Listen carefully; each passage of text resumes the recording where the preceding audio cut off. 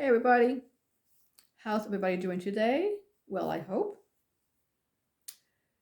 Today's ghost story has to do with me. Now, just to let you know, at the Merchant House Museum during the month of October, we do two things. First, we have a mourning exhibit. We show people how back in the 1800s, how people mourn the dead. Now, back in the 1800s, when somebody passed away, you set them up in the front parlor. There was no such thing as funeral homes back in the day. That came later. But the front parlor was shared for weddings, parties, and death. And you would set up your coffin in the front parlor. You would close up all the windows with the drapes. You would take a black cloth and drape it over all the mirrors in the house. And you would take a black wreath and put it in the front door to show the world that the house was in mourning. That's how it was done back in the day in the 1800s. So we have that mourning exhibit going on during the month of October. And we also do ghost tours. Now, the ghost tours that we do is you go through the house at nighttime in a tour, group of people. You have a leader and a follower during the tour. The house is lit up by candlelight. And you go through the whole house and they share real life ghost stories that people have told us through the years. The ghost tour is a lot of fun. And I used to love playing Gertrude every year. I played a ghost, more like a mannequin. I would get it all dressed up in black mourning clothing of that period of time. And my job was to scare people. Now, either the first year or the second year, I'm not sure. I remember feeling uncomfortable during the ghost tours because that particular evening, I had to sit in the front parlor in the dark, surrounded by, candlelight next to the coffin and wait to scare the people. That particular evening, I was sitting in a chair and I had to portray being a mannequin. So when I was being a mannequin, once the people came in to the front parlor, I could not move. I couldn't sneeze, cough, do any type of movement. And I would have to do this for 5 minutes straight, with them sitting or standing. So I learned real fast how to portray a mannequin. And let me tell you, 5 minutes, it's a long time when you either have to sit still or stand still. And when they come into the front parlor, somebody puts a spotlight on you. So you definitely cannot move. And when I would sit down, I would sit a certain way. I did not want them seeing my face, because then they realize that I'm not a mannequin. You can tell a real person from a mannequin. So I would not face them. And, in that particular evening, I sat down, sitting there. Once I hear them, I turn into a mannequin. And Anthony's leading the group. He starts talking, and then he turns on a video. And when he does that, I feel him standing behind me. Now, in the front parlor, I'm next to the coffin. There's a rope between the guests and me. The guests are not allowed to pass that rope because the other side of that rope are antiques. Now, the chair that I'm sitting on is not an antique. So, when Anthony's in the room, I can feel him standing behind me. Now I'm asking myself, why is he standing behind me? Is he playing a joke on me? Is he going to play a joke on me? Is he going to touch me and try to scare me? But that makes no sense because I'm portraying a mannequin. I can't react until my time comes to react and perform for the people. So I'm just sitting there. He's standing behind me.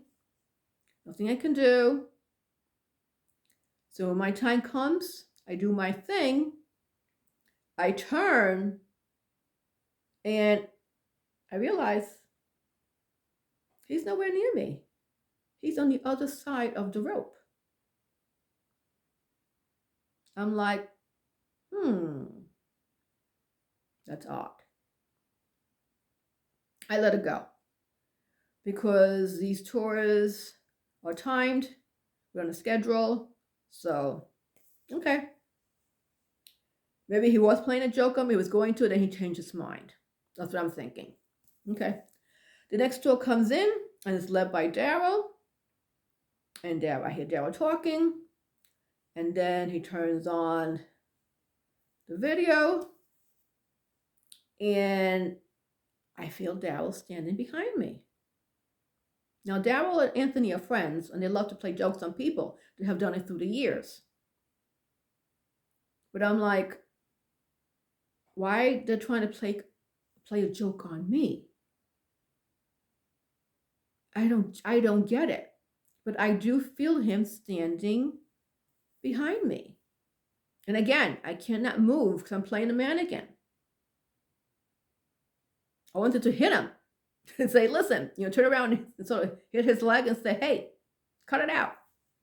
But because I'm playing a mannequin, I cannot move. So I just let him stand behind me. And he does. Then I do my thing. And when I turn to say something to him, again, he's nowhere near me. He's on the other side of the rope. Now I'm like, if they're playing a joke on me, it makes no sense to me. What kind of joke are they playing? So I figured, well, I'm going to try to trap them my own way. Meaning, I take my chair, I move it much closer to the coffin. I go to the rope.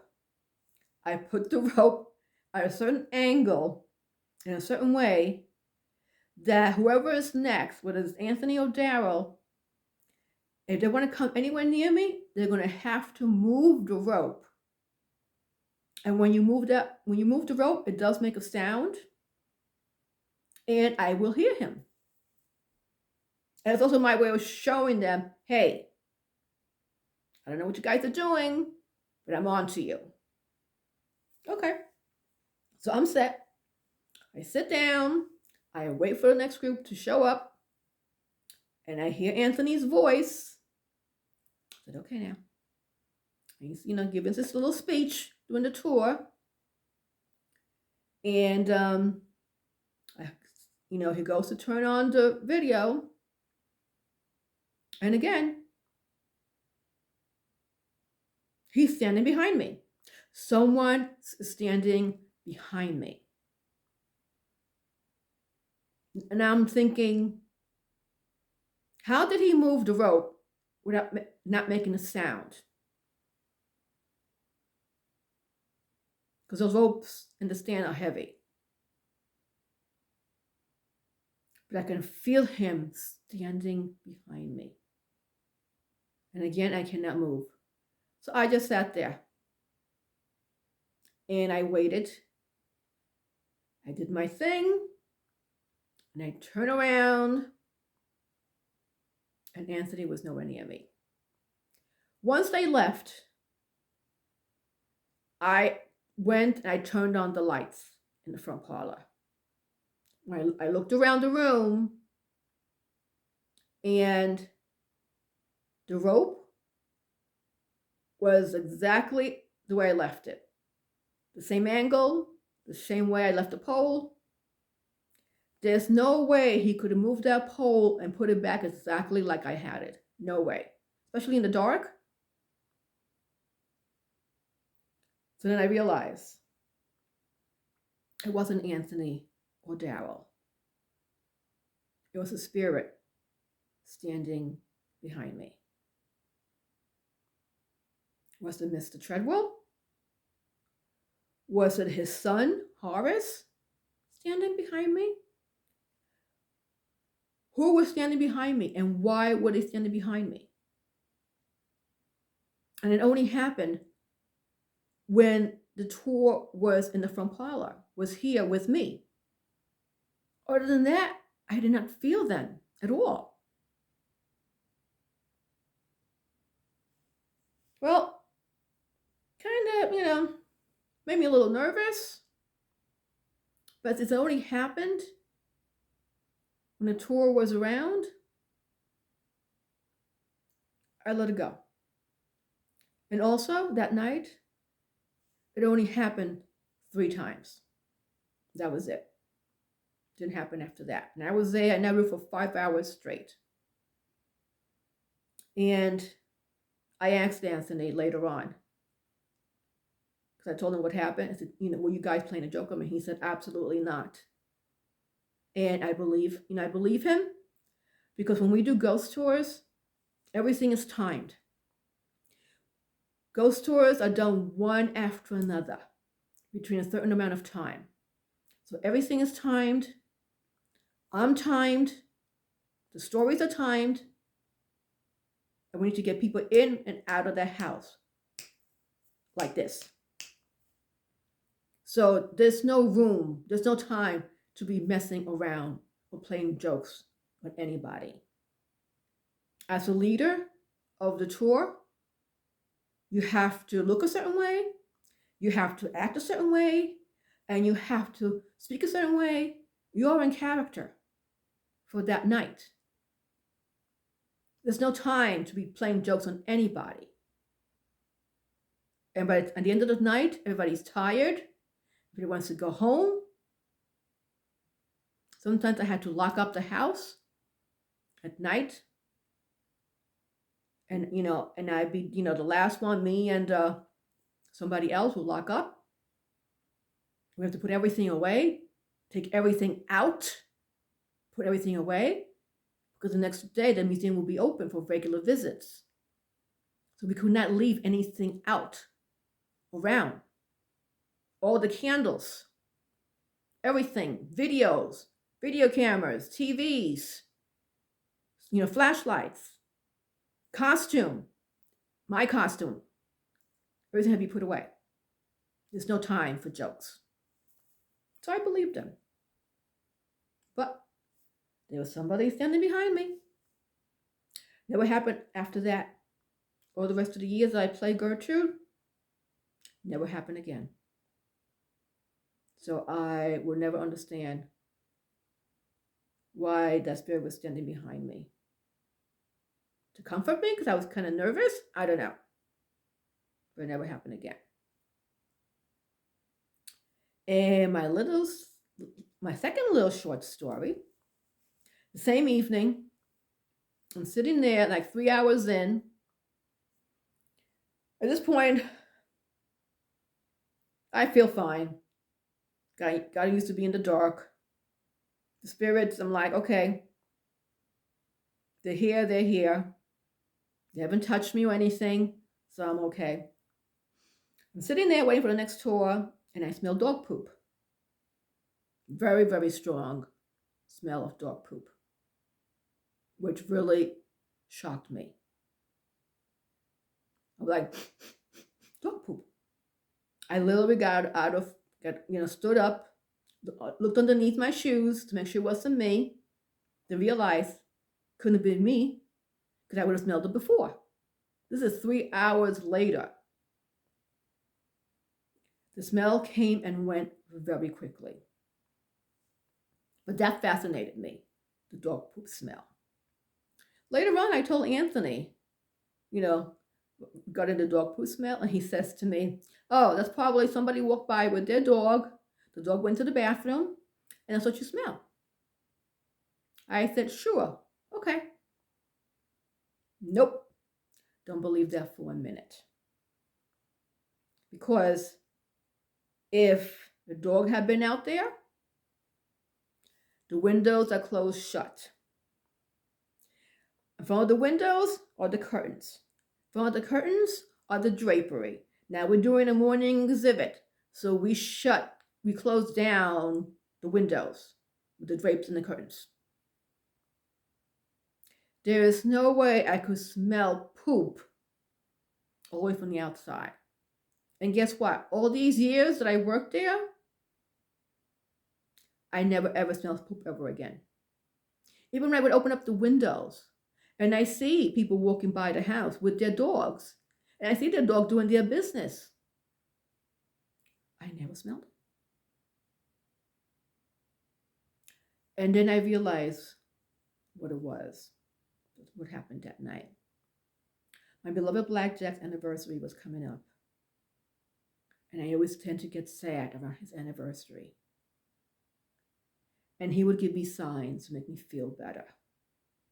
Whether I felt him on the bed or jumping on the bed, I always smelled poop in my house. He always gave me a sign. And I think that night, when it was all quiet, and I'm sitting there in the dark, surrounded by, candlelight, I assume he came to say hello to me and to let me know that he was around and the anniversary was coming up. It touched my heart. The next day I told the director, and she was just looking at me. And I said, I know what happened. She goes, what? And I told her about Blackjack. And she smiled and she says, yes, I love that story. Yes, that's what happened. He came by for a visit. And I truly believe that. So those are my 2 little short stories for the day. Have a wonderful day, and I will see you next time.